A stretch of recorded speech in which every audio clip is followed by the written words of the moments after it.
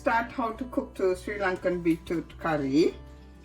Some onion, green chilies, curry leaves, a few cinnamon stick, turmeric powder and salt. Okay, first I cut 500 grams beetroot,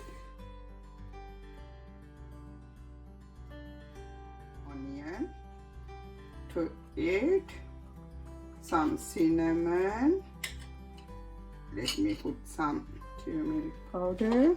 We're cooking this in a clay pot, which is it's a clay pot. It's more taste than some yeah, it tastes much nicer. Green chili and the curry leaves. Put all together and boil it around 10 to 15 minutes. So I'm going to put A little bit of water. 1 cup of water for that, right? There's 500 beetroot here. 500 grams of yeah, beetroot. 500 grams beetroot. So mix all together. Put the cooker on the cooker. It's a simple one dish pot. Yeah, the simple Sri Lankan beetroot curry. And it tastes amazing, guys. Cover it and boil it 15 minutes. So let it simmer for about 15 minutes. Yeah, then I'll show you what to do next. So it's been cooking for about 15 minutes. Okay. Look how nice that looks. Yeah, now it's already cooked. Softened up. So now we're going to add some thick coconut milk.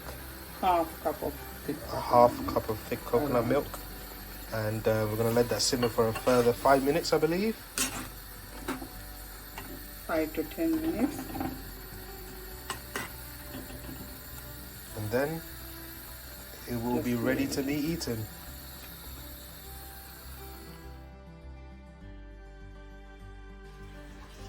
So now this is the final product.